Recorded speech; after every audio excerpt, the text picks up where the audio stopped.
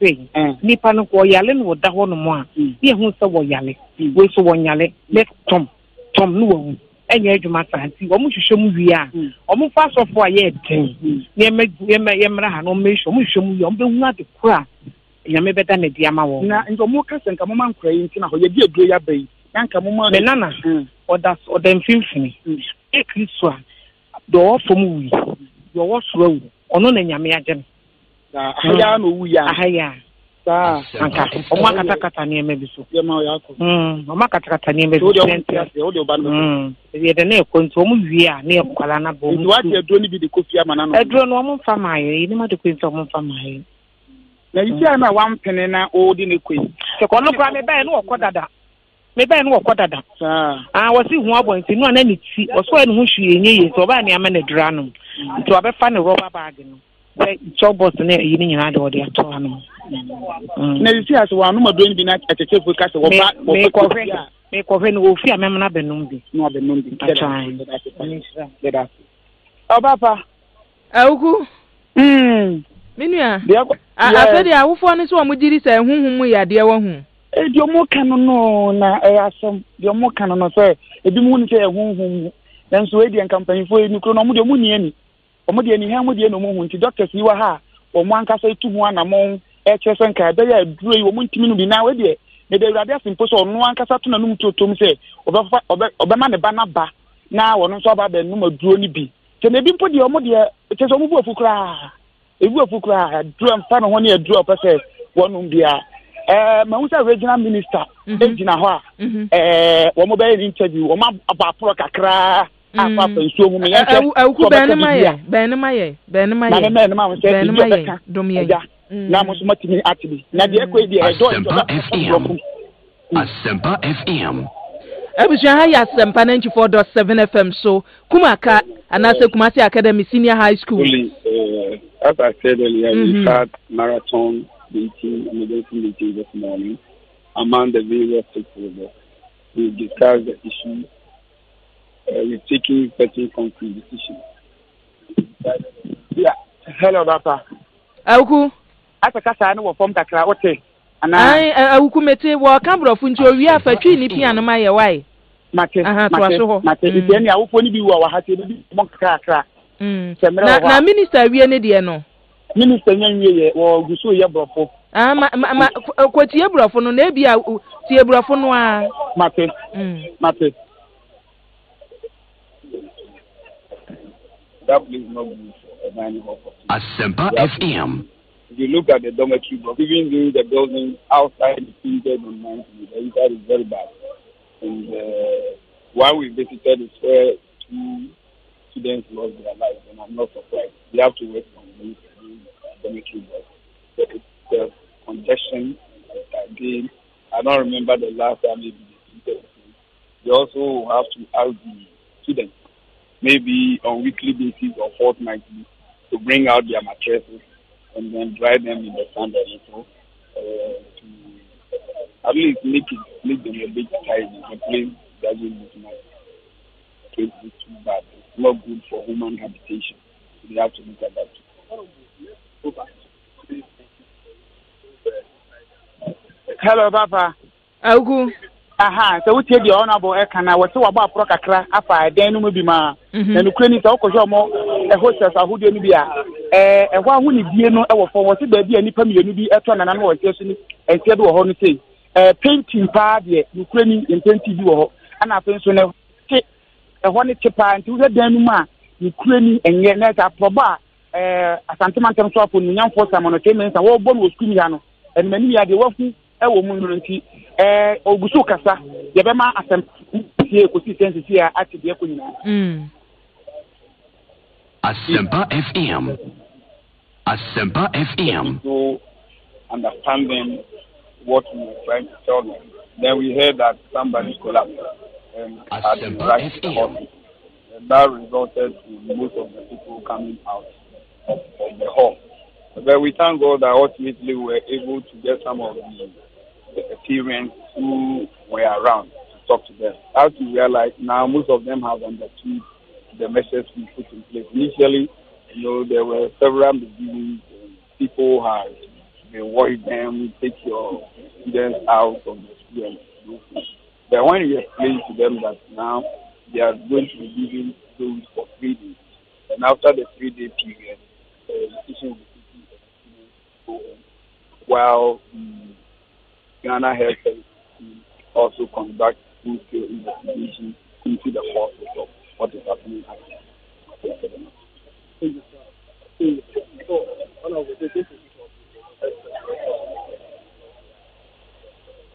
Asempa FM. Yeah. Hello. Hello, Awuku. Aha. Honorable Gusu chere ensemu the only the two jano ni nano efa and mom poso mutu efa school ya te dem bi kaka ya na we say see and the aye die e bi so mo money ebe school ya no mo money ekọ ha asiesie mu e papa classrooms ni ade ni na no metu mu ana mo na afin so no so mutimi de adune emo mu wi a nefua amiensan achi no na nkomo amoma kofie na nka school ni ya tumu kakra akusi sempe ko betimi aye nhwehwemu bia safata ni betimi hu ya de ko fotia e kon mo ni ya tusa anamon obuso e kasa wo wi a ye ne edeka e wo twi mu na wo momuti asempa akusi seni na no bia hu de e koso Asempa FM. I think we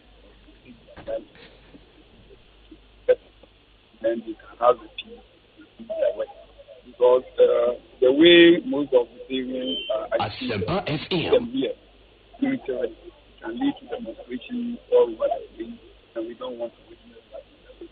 So we find that the best possible to calm down the situation. What we beg of you, especially the media, because today somebody has even put on the web that the original is what is happening. If you put that first information out there, then people get worried, and you worsen and heighten the level of agitation. So we beg you, just communicate that. Don't add that anything that will be good. Once a while, we know we are all human beings. Executing our responsibility. We will make mistakes, one or the other. There's some mistakes that serious, especially when it comes to selfish. The reporting must be very, very important to avoid situations that rather heighten the anxiety among people. So you saw some of the dormitories, your impression? Oh, the dormitory we saw, in fact, I wasn't happy. Asempa FM. No, they painted outside, but the interior is not the best. I think you all saw it. I don't remember the last time maybe they painted the inner part. And also, if you look at the beds, it requires some mitigation. If you look at the mattress, some of them are very old, dirty. I think from time to time they should let the students bring them out and then dry them in the sun a little. If those ones will stop, and it will minimize the level of smell. If you realize that ventilation is quite poor, you have so many people, the windows are small, and there are no fans, so you can see the room could be very hot. Very hot. So if there's any contagious disease, you have any disease which is infectious, it can affect people very, very fast. So we need to do something about it. All right. That has been Honorable, where the equity saying so and away Asempa, a union association. Oh, Papa. Mini atraso. You said the honorable ha or the candy tree more amaye. You did candy to Jenny and never dormitory no your cohu ye. We have a son like a bonnet top at Yawa at the MIA. Honorable Yamajo Eba Asempa equity sense. Yeah, Honorable Cecilia and only our phone is here. Can someone who do natural bank beya, Comunium into Boisier. Nanka a dry person be mom and the woman and the embryo in a year. Near to me who dear echoes also the bar proctor. What problems is here and again well. You're bar pro a call kitchen, the jar, the proper be and your call baby, you are called dormitory midi. A man dormitory, no dear, answer. Yes, oh, yeah, the man the dormitory, especially baby independent, you know, Fremont dormitory, ninja, over congested. Number one, they are also being so. Windows, ventilation in the room, poor. And which means that I don't so if you watch a chepa because the whole issue. And now we have mattresses now. From time to time, also move the boy normal hat mattress. Man, who's the man actually, we have Shanamua. The one who has the mattress now, you ship a Yandi, a pampine woman, Nina. I was a Bianca weekend, you know, Hatem.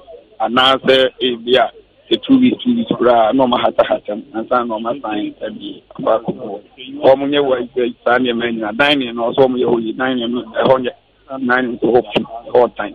Meaning last time I dined on Quavo painting, a table on the beginning to feet and sometimes. And I think that I was a 9 in normal shape. Former kitchen is you need to do something about the kitchen. Yeah, it's you know, the only boo and I'm the manufacturer, Nene Kamakama. But since you now almost torn Waham, Sibia Fashi, water almost torn Yadan, or Mumian Fabin Coma, Ghana water company for now, almost damning you, near chef in you problem. You win I was a man a wider. Now, I did get the problem, nobody, if you have your wife. Money means the medical or several media networks. WTH for Ghana Medical Services for Health Services for Regional Director Monia, almost the new Abba, or Moma and Colano, some doses. 3 days number, almost every year. Any ministry, no, Abedino, nothing. The winner period, no, I agitated them. Me a man Colana Kofina doctors not to umbo. I am investigations, Nina, am I? Auku be sound no Maya say a Nuroben or Mode man quadan if you say Yadiano Yasi and Muye. I mean, I know whether the party now or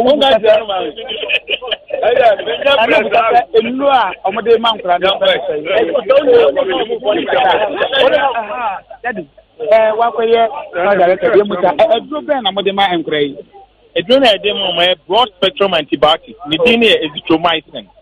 Is Zitromycin a very broad range. It is infection. It is a shaky fan. Let me know who it is. You need to know that particular drug, whether it's meningitis, whether it's a typical bacteria, whatsoever it is. Once the bacterial infection, by all means, it can evaporate. Yes, sir. Abo we can you say yadi Ebola and meningitis. Na yadi we know say who pa. Who because the way now a can depend on kuno and then a say you and a corner lang. You know, a BBA so I say Intina a say a year. Dr. Pacha with Dr. Ting crying. Dr. Tenkra Emmanuel and anything common or no Asante man regional director and I AD and common. And Jobapa is there the Mecca campaign for no. Aha, Joanne, I will want to be Obia elsewhere than the back home or the Ecofi, the Iron, Imuajo.